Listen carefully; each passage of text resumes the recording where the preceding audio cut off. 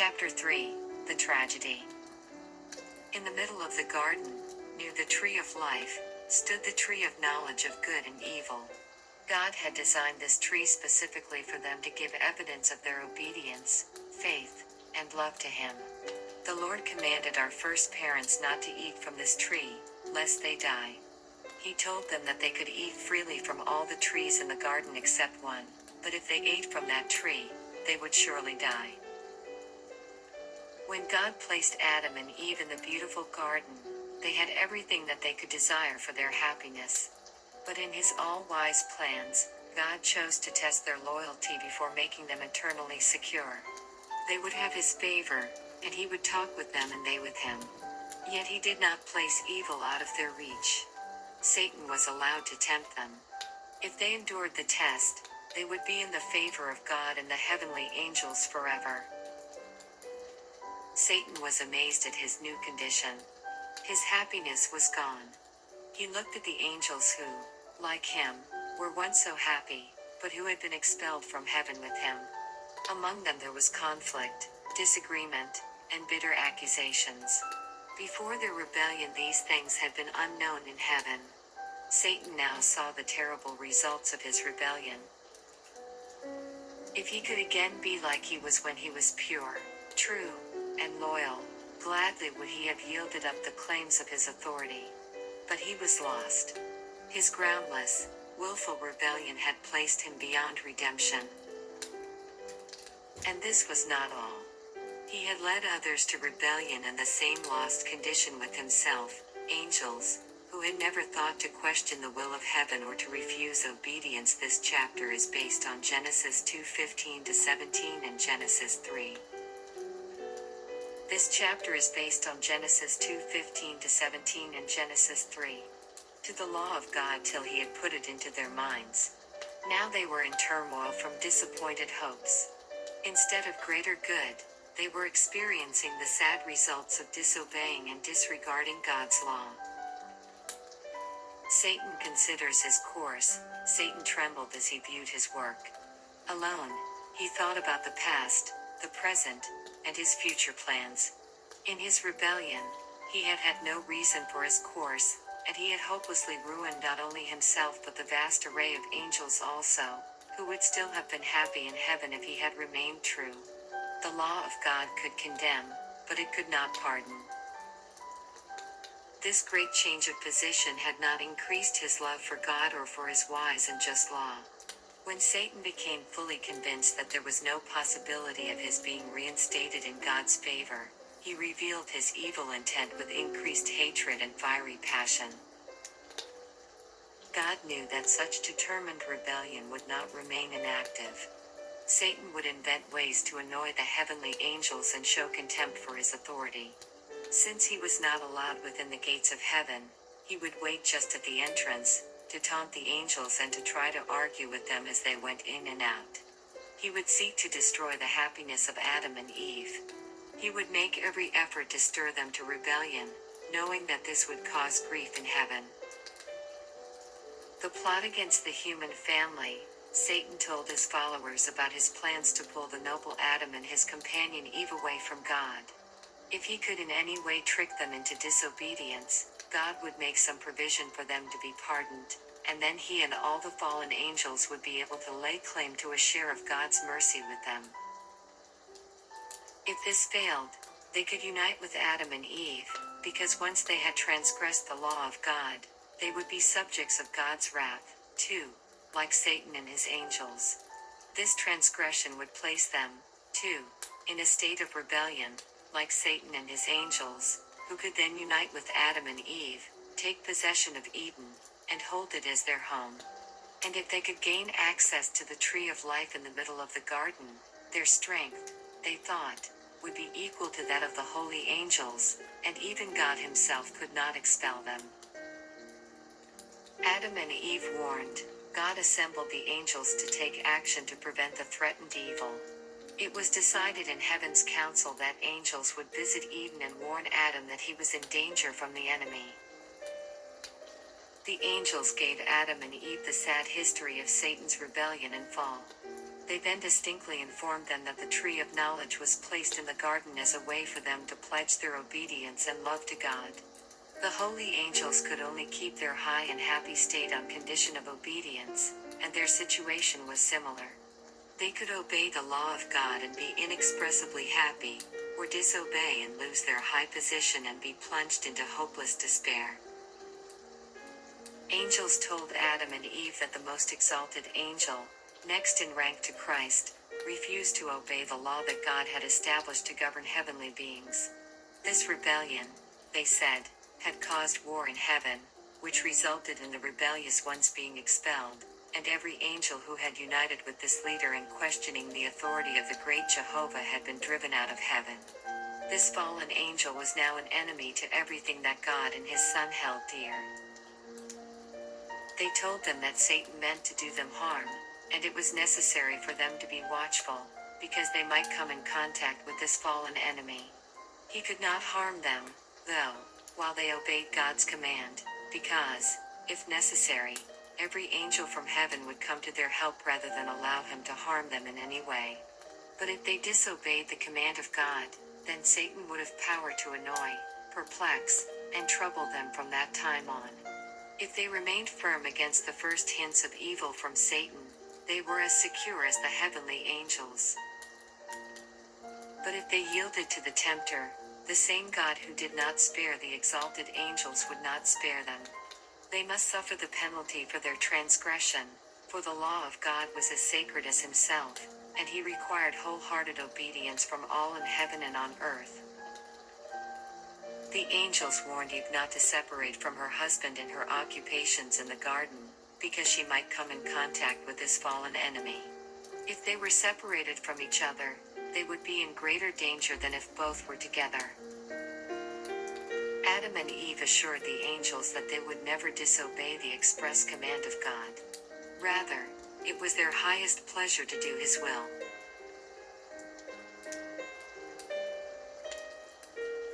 Temptation and fall. Satan took the form of a serpent and entered Eden. He positioned himself in the tree of knowledge and began leisurely eating of the fruit. Unconsciously at first, Eve separated from her husband as she tended the garden. When she became aware of what had happened, she felt that there might be danger, but again she thought that she was safe, even if she did not remain close by the side of her husband. She had wisdom and strength to know if evil came, and to meet it. The angels had cautioned her not to do this. Eve found herself gazing at the fruit of the forbidden tree with a mixture of curiosity and admiration. She saw that it was very lovely, and reasoned with herself about why God had so strictly prohibited them from eating it. Now was Satan's opportunity. He spoke to her as though he were able to read her thoughts.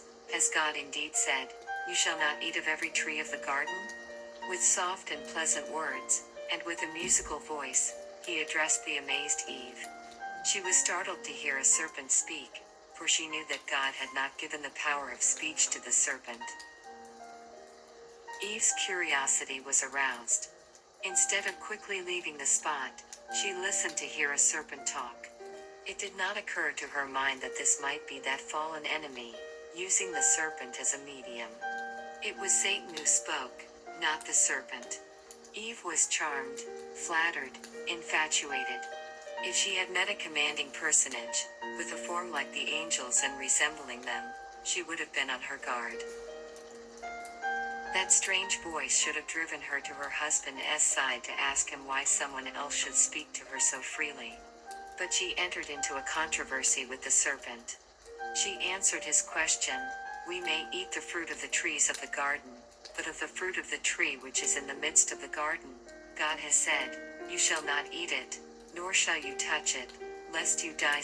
The serpent answered, "You will not surely die. For God knows that in the day you eat of it your eyes will be opened, and you will be like God, knowing good and evil." Satan wanted them to think that by eating from the forbidden tree they would receive a new and more noble kind of knowledge than they already had.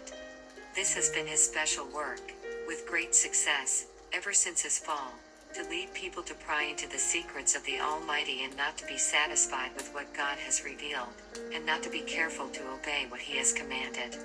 He wants to lead them to disobey God's commands and then make them believe that they are entering a wonderful field of knowledge.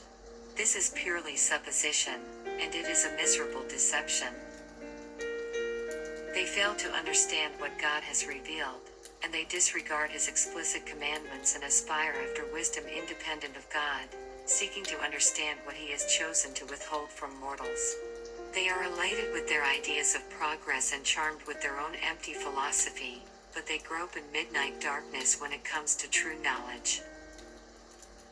It was not God's will that this sinless pair should have any knowledge of evil. He had freely given them the good but withheld the evil. Eve thought the words of the serpent were wise, and she accepted his broad assertion, "You will not surely die. For God knows that in the day you eat of it your eyes will be opened, and you will be like God, knowing good and evil." This was making God a liar. Satan boldly implied that God had deceived them to keep them from achieving knowledge that would make them equal with himself. God said, "If you eat you will surely die." The serpent said, "If you eat, you will not surely die." The tempter assured Eve that as soon as she ate the fruit she would receive a new and superior knowledge that would make her equal with God. He called her attention to himself. He said that the reason he had gained the power of speech was that he had eaten the fruit of the tree forbidden to them. He hinted that God would not carry out his word. It was merely a threat to intimidate them and keep them from great good. He also told them that they could not die.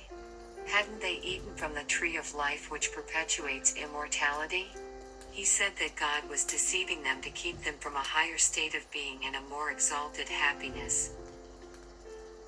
The tempter plucked the fruit and passed it to Eve. She took it in her hand.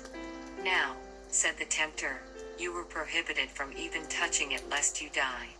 He told her that she would realize no more sense of evil and death in eating than she had in touching or handling the fruit. Eve was emboldened because she had not felt the immediate signs of God's displeasure. She thought the words of the tempter must be all wise and correct. She ate, and she was delighted with the fruit. It seemed delicious to her taste, and she imagined that she felt in herself the wonderful effects of the fruit. Eve becomes a tempter. She then plucked some of the fruit for herself and ate it, imagining that she felt the invigorating power of a new and higher existence from the exhilarating influence of the forbidden fruit. She was in a strange and unnatural excitement as she went to find her husband with her hands filled with the forbidden fruit. She told him the wise things the serpent had said, and she wanted to take him immediately to the tree of knowledge. She told him she had eaten some of its fruit, and instead of feeling any sense of death, she experienced a pleasing, exhilarating influence. As soon as Eve had disobeyed, she became a powerful medium through which Satan could bring about the fall of her husband. Adam understood very well that his companion had disobeyed the only prohibition that God had given them to test their faithfulness and love. Eve reasoned that the serpent said they would not surely die, and his words must be true, for she felt no signs of God's displeasure, but a pleasant influence, as she imagined the angels felt. Adam regretted that Eve had left his side, but now the deed was done. He must be separated from the one whose companionship he had loved so well. How could he let that happen? His love for Eve was strong. And in utter discouragement he decided to share her fate. He reasoned that Eve was a part of himself, and if she must die, he would die with her, for he could not bear the thought of separation from her. He lacked faith in his merciful and kind Creator. He did not think that God, who had formed him out of the dust of the ground into a living, beautiful being, and had created Eve to be his companion, could fill her place. After all, might not the words of this wise serpent be correct? Eve was standing before him, just as lovely and beautiful and apparently as innocent as before she had disobeyed. She expressed greater, higher love for him than before her disobedience, claiming that this resulted from her eating the fruit. He saw no signs of death in her. He decided to take his chances. He grabbed the fruit and quickly ate it, and like Eve, he did not feel its ill effects immediately. Man's freedom of choice. God instructed our first parents regarding the tree of knowledge, and they were fully informed about the fall of Satan and the danger of listening to his suggestions. God did not deprive them of the power to eat the forbidden fruit. He left them as free moral agents to believe his word, obey his commandments, and live, or to believe the tempter, disobey, and perish. The sweet love and peace and happy contented bliss seemed removed from them, and in its place a lack of something came over them that they had never experienced before. Then for the first time they turned their attention to the external. They had not been clothed but were draped in light as the heavenly angels were. This light that had enshrouded them was now gone. To relieve their sense of lack and the nakedness they felt, they looked for some kind of covering for their bodies, for how could they meet the eye of God and angels unclothed? Satan was overjoyed with his success. He had now tempted the woman to distrust God, to question his wisdom, and to try to penetrate his all-wise plans. And through her he had also overthrown Adam, who, because of his love for Eve, disobeyed the command of God and fell with her. The Lord visited Adam and Eve and told them the result of their disobedience. As they heard God's majestic approach, they tried to hide themselves from the gaze of him whom they had delighted to meet while they were in their innocence and holiness. Then the Lord God called to Adam and said to him, "Where are you?" So he said, "I heard your voice in the garden, and I was afraid because I was naked, and I hid myself." And he said, "Who told you that you were naked? Have you eaten from the tree of which I commanded you that you should not eat?" The Lord asked this question, not because he needed information, but for the conviction of the guilty pair. How did you become ashamed and fearful? Adam admitted his transgression, not because he repented for his great disobedience, but to blame his sin on God. "The woman whom you gave to be with me, she gave me of the tree, and I ate." God then addressed the woman, "What is this you have done?" Eve answered, "The serpent deceived me, and I ate." The curse. The Lord then spoke to the serpent, "Because you have done this, you are cursed more than all cattle, and more than every beast of the field. On your belly you shall go, and you shall eat dust all the days of your life." As the serpent had been exalted above the beasts of the field, he would be degraded beneath them all and be detested by people, because he was the medium through which Satan acted. Then to Adam he said, "Because you have heeded the voice of your wife, and have eaten from the tree of which I commanded you, saying, 'You shall not eat of it,' cursed is the ground for your sake. In toil you shall eat of it all the days of your life. Both thorns and thistles it shall bring forth for you, and you shall eat the herb of the field. In the sweat of your face you shall eat bread till you return to the ground." God cursed the ground because of their sin in eating from the tree of knowledge, and declared, "In toil you shall eat of it all the days of your life." He had allotted them the good and withheld the evil. Now he declares that they shall eat of it, that is, they would be acquainted with evil all the days of their life. From that time forward, the human race would be afflicted by Satan's temptations. Adam was assigned a life of perpetual toil and anxiety instead of the happy, cheerful labor he had enjoyed up to then. They would experience disappointment, grief, and pain, and finally come to dissolution. They were made of the dust of the earth, and unto dust they would return. They were informed that they would have to lose their Eden home. They had yielded to Satan's deception and believed the word of Satan, that God would lie. By their disobedience they had opened a way for Satan to gain access to them more easily, and it was not safe for them to remain in the Garden of Eden, in their state of sin, to gain access to the tree of life and perpetuate a life of sin. They begged to be allowed to remain, although they admitted that they had lost all right to blissful Eden. They promised that in the future they would give God implicit obedience. They were told that in their fall from innocence to guilt they gained no strength, but great weakness.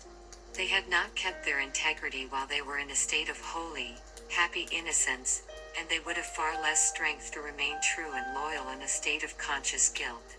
They were filled with the deepest anguish and remorse. They now realized that the penalty of sin was death. Angels were commissioned immediately to guard the way to the tree of life. It was Satan's studied plan that Adam and Eve should disobey God, receive his frown, and then eat from the tree of life, so that they would perpetuate a life of sin. But holy angels were sent to block their way to the tree of life. Around these angels flashed beams of light on every side, which looked like glittering swords.